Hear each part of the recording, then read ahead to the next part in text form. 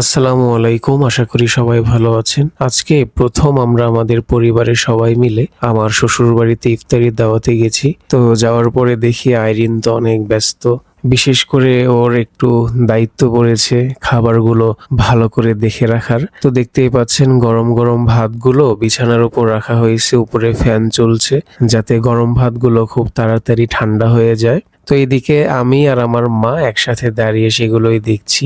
বাইরে তো দেখতেই পাচ্ছেন অনেকগুলা তরকারি, পাতিল ভরা, সসপ্যান ভরা তরকারি, এগুলো কিন্তু আলু ঘাটি। তো এখানে দাঁড়িয়ে থাকতে থাকতে এক সসপ্যান আবার ভাত চলে আসলো, একদম গরম ভাত, চুলা থেকে কেবলমাত্রই নেমে আনা হলো ভাত। তো এই ভাতগুলো কিন্তু এরকম খাওয়া যাবে না, তো যার কারণে এই যে বড় যে নাকড়ি আছে এই নাকড়িটা দিয়ে নেড়ে দেওয়া হচ্ছে যেন ভাতের গরম ভাবটা খুব তাড়াতাড়ি বের হয়ে যায়। তো আম্মা একটু অসুস্থ, আম্মা বলতেছে আমার খুব একটা ভালো লাগতেছে না, তো যার কারণে ঘরের মধ্যে এসে বিছানায় শুয়ে পড়ছে। তো আইরিনের সাথে আম্মা যখন গল্প করে তখন আমার এই সিনটা খুব ভালো লাগে, খুব মনোযোগ দিয়ে গল্প করে দুইজন। তো যাই হোক, তাদের সম্পর্কটা খুব গভীর, এটা আমি দেখেই বুঝতে পারি। তো তারপরে ইফতারের সময়টাও ঘনিয়ে আসছে, শরবত বানাতে হবে, বিশেষ করে যারা বাড়িতে বাইরে থেকে আসা অতিথি আছে তাদের জন্য। তো আইরিন আবার বালতিতে একটু পানি নিয়ে আসলো, আনার পরে তো শরবতে দিচ্ছে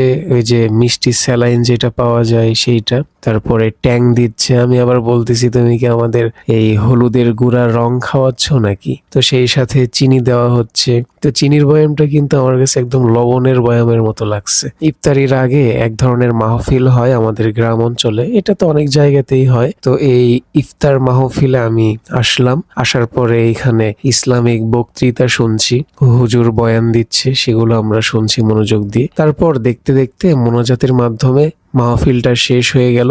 সুন্দরভাবে বাইরের ফাঁকা স্থানে তাদেরকে বসতে দেওয়া হলো, ওইখানেই মূলত ইফতারিটা করানো হবে, প্লাস ভাত তরকারি খাওয়ানো হবে। তো আমরা বাইরে যেতে চাইছি কিন্তু আমাদেরকে আসলে যেতে দেওয়া হয়নি, তো আমাদের ঘরের মধ্যেই দেওয়া হয়েছে ইফতারিটা। তো আমরা তিনজন মিলে ঘরের মধ্যে বসে ইফতারিটা করছিলাম। আর আমার বাবাও আসছিল, উনি আসলে বাইরেই বসছে, তো উনি আসলে ভেতরে আসতে খুব একটা স্বাচ্ছন্দ্য বোধ করেনি। তো এই তো দেখতে পাচ্ছেন বালতি দিয়ে, মানে বালতি ভরে ভরে তরকারি নিয়ে যাওয়া হচ্ছে, ভাত দেওয়া হয়েছে, সুন্দরভাবে মানুষজন খাচ্ছে। এটা দেখতে কিন্তু খুব ভালো লাগে অনেক মানুষ যখন একসাথে বসে খায়। তো আমাদেরও ক্ষুধা লেগে গেছে সারাদিন রোজা থাকার পর। তো ইফতারি করার পরে আমাদের জন্য আবার ভাত তরকারি আইরিন বেড়ে নিয়ে আসলো, তো আমরাও ভাত তরকারি খাচ্ছি, আলু ঘাটি, সেই সাথে একটু মাংস কষানি দিছে।